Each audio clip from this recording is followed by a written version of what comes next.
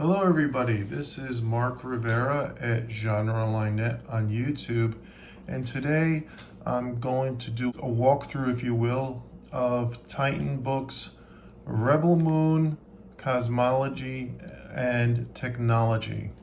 This is kind of a combination art of making book, and it's written by Peter Apolero with photography by Clay Enns, Chris Strother, and Justin Lubin. This is the side of the book, the spine of it. Titan Books is once again the publisher. And this is the back of the book. And you can see the ISBN number there. I believe the suggested retail price is about $50. Let's get into this.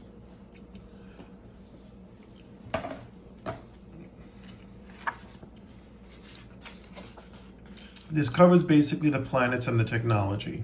And it seems to cover both films, so because there's a lot of photographs in here and stuff of things that I don't recall seeing in the movie. So over here you could see there's, here's the contents. Okay. And here's behind the scenes photos as well. There's his notebook talking about the making of this film. And it's kind of interesting in the sense that this book is not very unlike the movie, and I'll explain why. I expected this book to tell me more information about the planets and the characters in the film, because that's really what I'm interested in knowing, because it's an interesting take. I mean, it's kind of, yes, it's derivative, but at the same time, I find it to be very, it has something to it that I think could have been better, and I think that it could have been very interesting. This is some beautiful artwork. I'm not sure if this is digital art, could even be a photograph, but I think this is actual artwork here from the movie.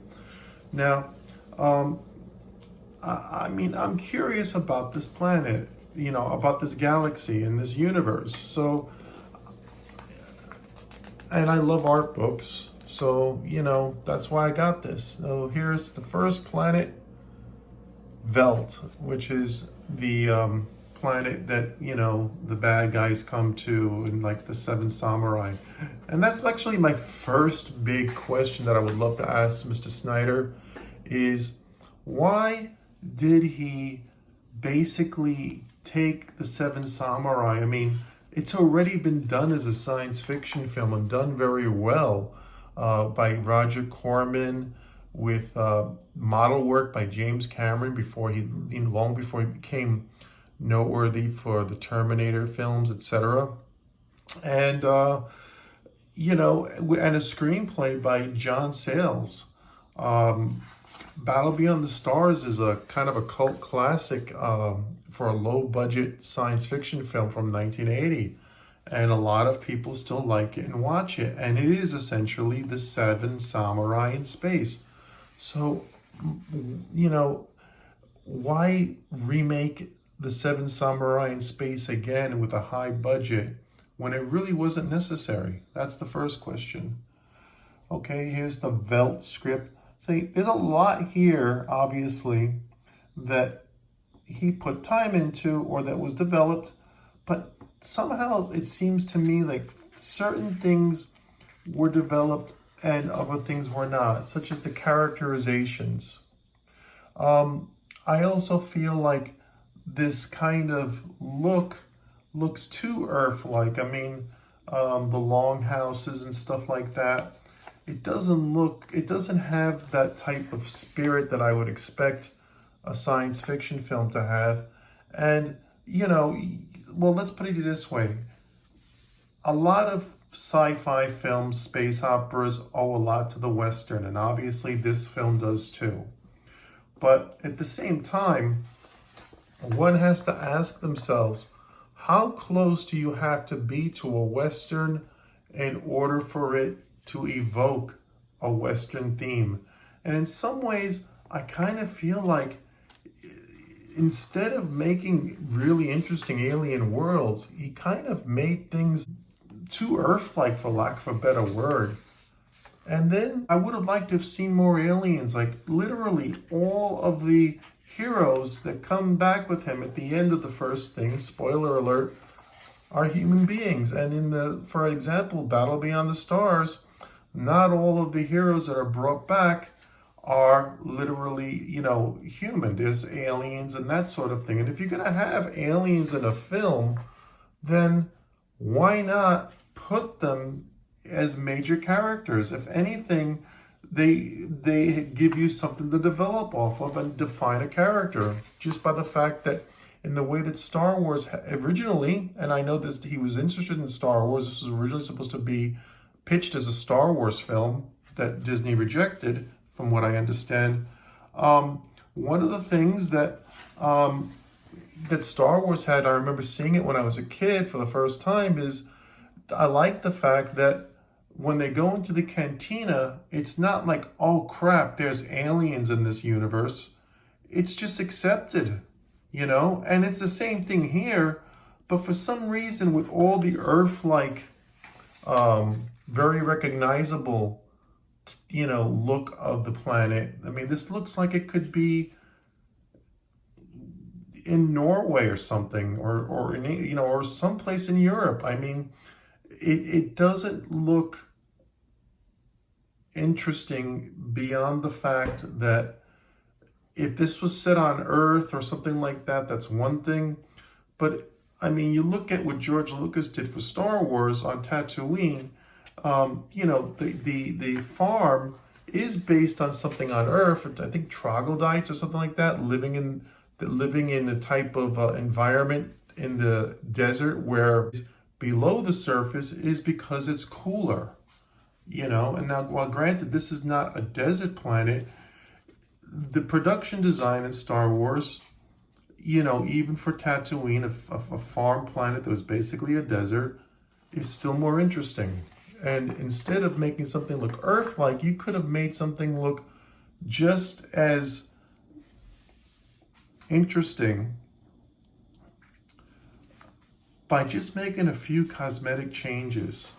And so that's one of the things that, that kind of, I think, sticks out to me. This is Providence. This is the spaceport where they go to. All right. Now, another thing is, okay, there's the derivative nature of the film. But, while these two films are completely different, this film made me think about another film that was directed that it also does, if not directly, it could have been somewhat influenced by other things. And that film is Luc Besson's The Fifth Element. Here's the Providence type. Okay.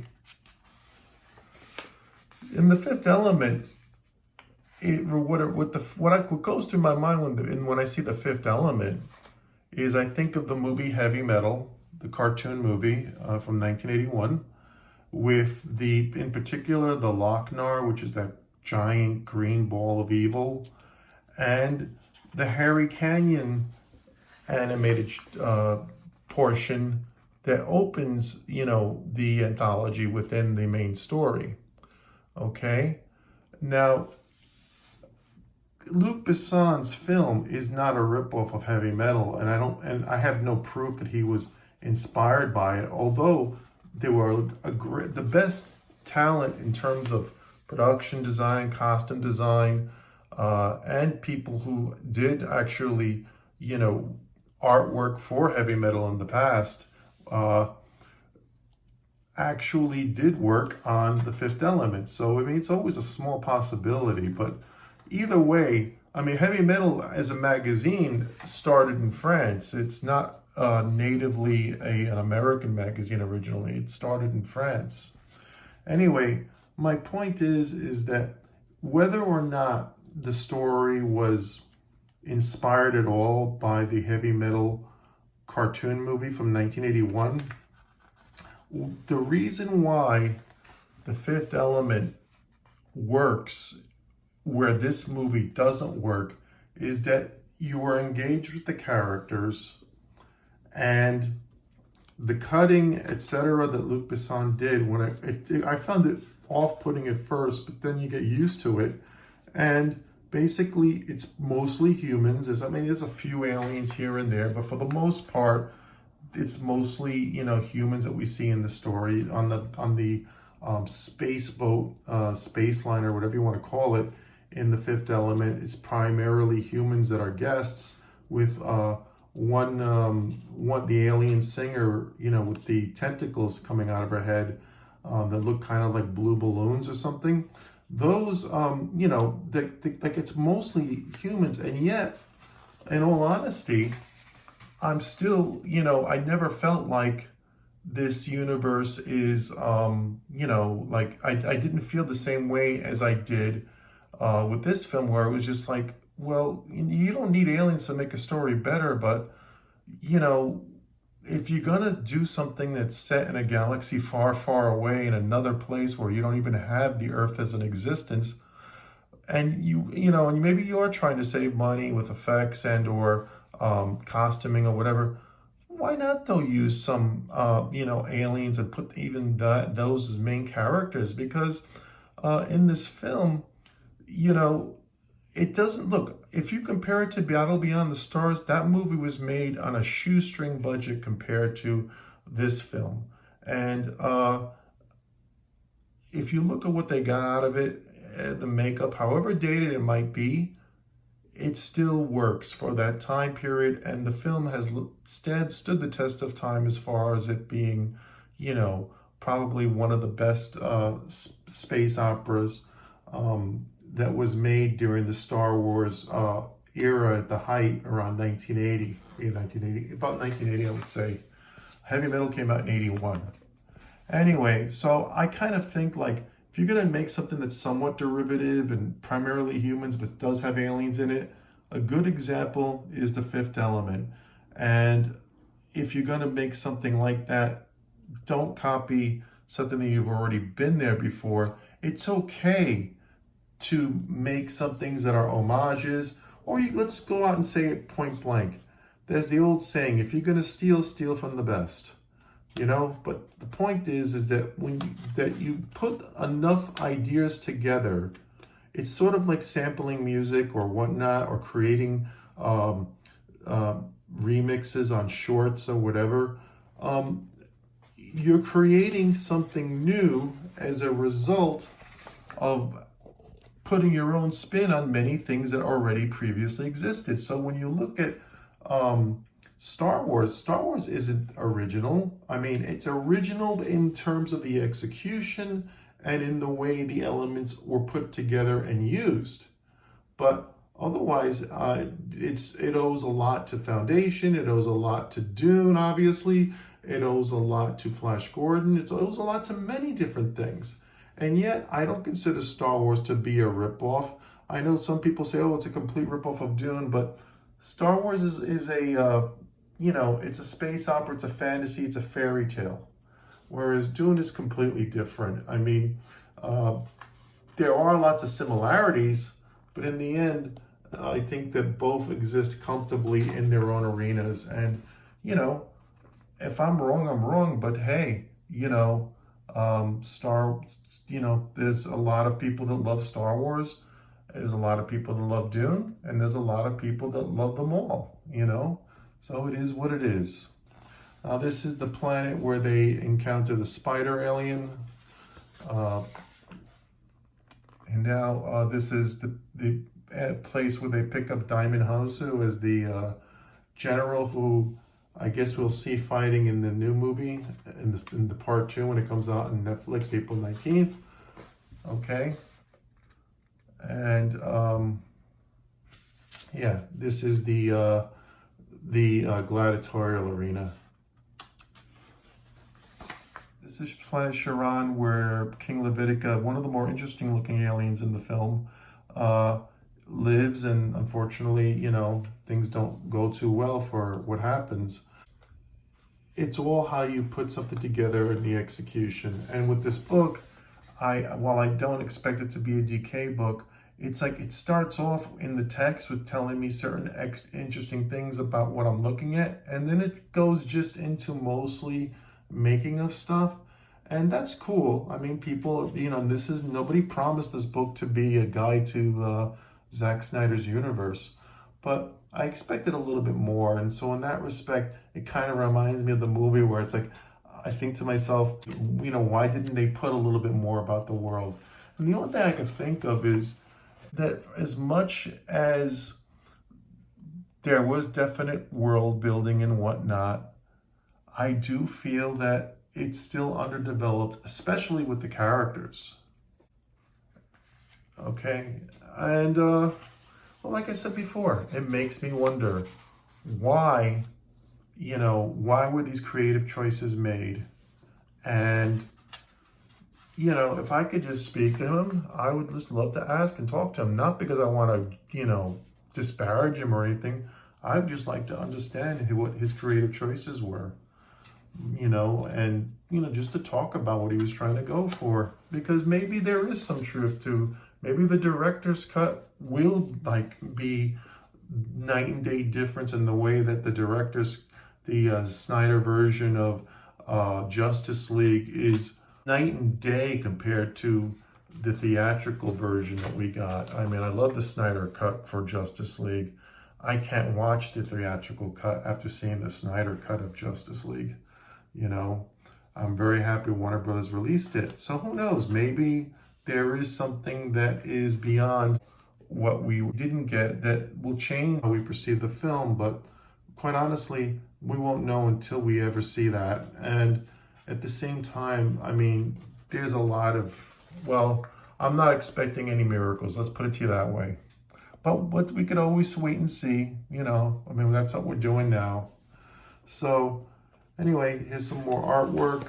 See, this is a scene that I don't think we saw in the movie, going into the backstory of the Asian character with those plasma swords. And here's her costume.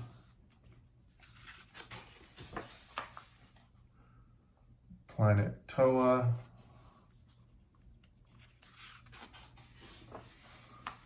There's a lot here that I don't think we got to see or that we'll see in the new film, because the book is not clear. Like, this is, the book to me is really covering both.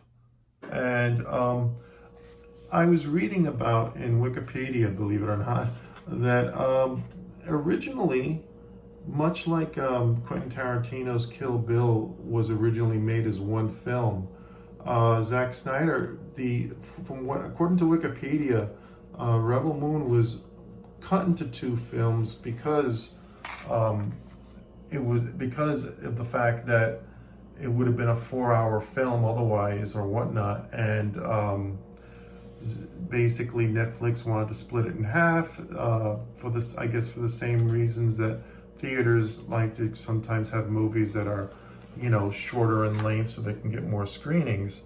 So basically, he got two films out of one. But originally, according to Wikipedia, it was all supposed to be one film. And maybe that's what his director's cut will be, the one film with everything put together, and maybe that will make things seem a lot more interesting. Because if the characters were, developed more, that we cared about them, beyond what the visual eye candy was, maybe the film would have been a little more interesting, better received. I mean, one thing I can say that, I'm not pissed off that I saw it or anything like that, because, it was on Netflix, and, if I didn't like aspects of it, there's, I think, things in there that are interesting. So that's why I bought the book. Now we're going into the technology. Dreadnought class battle cruiser, and the development of that.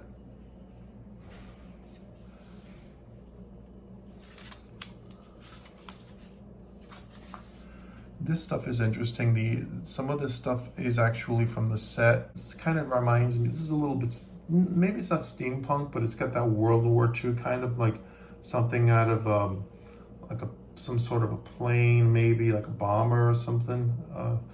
it definitely doesn't have the same technological look of, that's, like I said, Star Wars or Star Trek even. It doesn't have that. But that's okay, it doesn't have to. Here's the main weapons.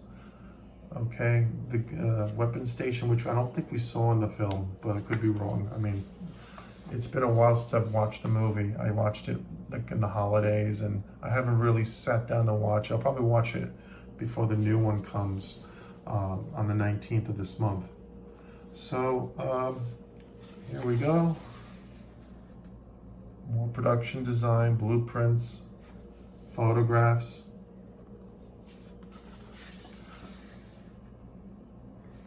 Okay.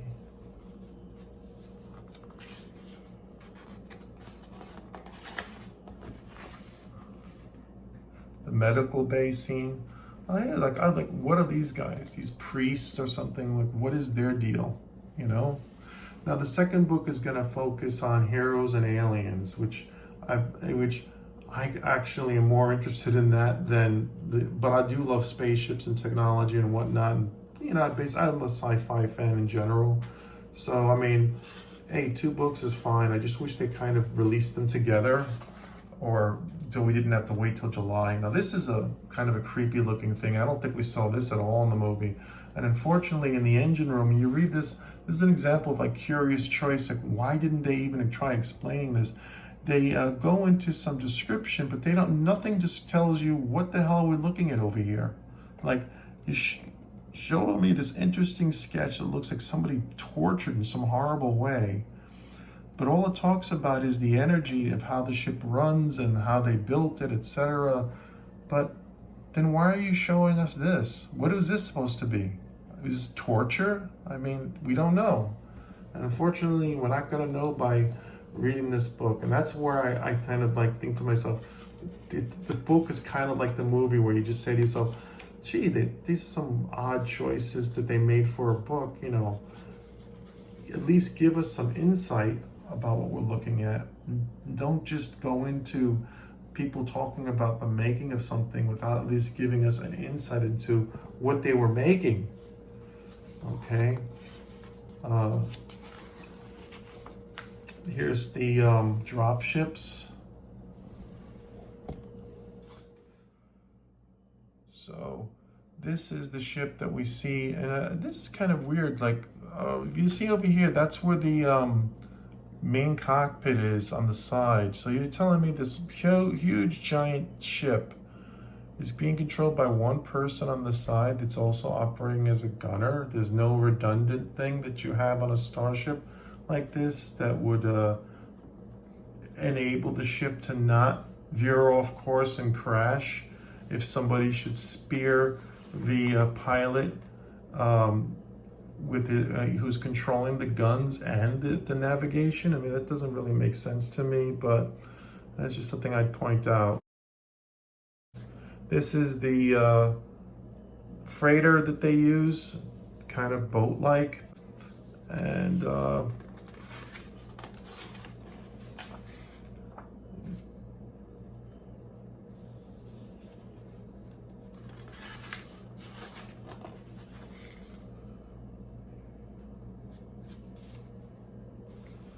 this is something that we didn't get to see, or if we did see it, I didn't notice it. These are the bounty hunter ships, hacksaws, or hawkshaw, excuse me. This is their ships. And the insurgent fighters, which I do think we got to see in the film, but you know, I don't really recall much about it. I think it's like, you know, I mean, they get pretty much blown up out of the sky relatively quickly. And insurgent command ship. And this is basically the Korra's Guardian gun, the Nemesis sword gauntlets. Okay.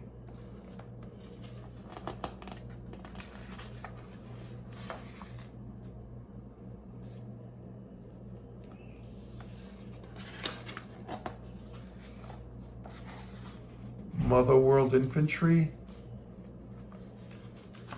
Rifles. This stuff is always interesting to see.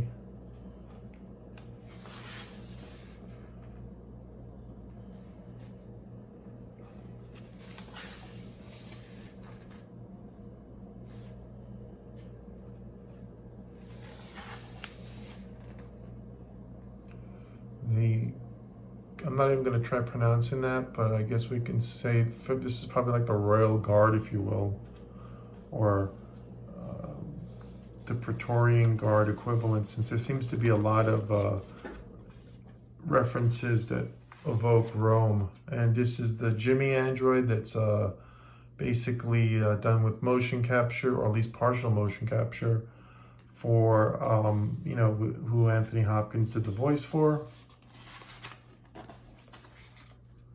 This is something that we haven't seen as far as I know. It's a mecha that walks kind of like a walking tank.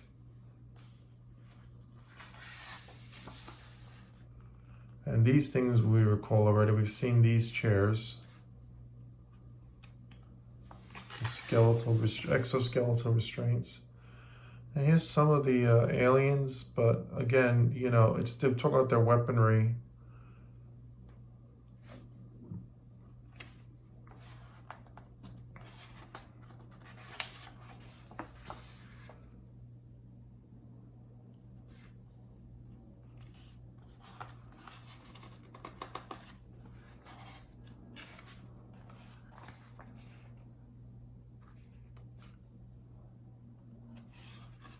And we're coming up to the end of the book.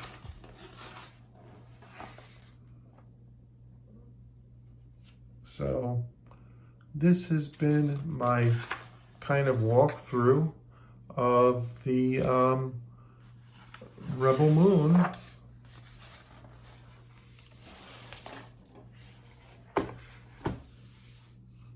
Cosmology and Technology, which is available now at retailers on and offline. And I hope you all enjoyed it. The part 2 comes out on April 19th, and the second half of this 2-book set comes out in July. Anyway, if you like this, I hope you will like, comment, and subscribe. And regardless, I'll see you all in the next video. Thank you very much. Have a great day now. Bye-bye.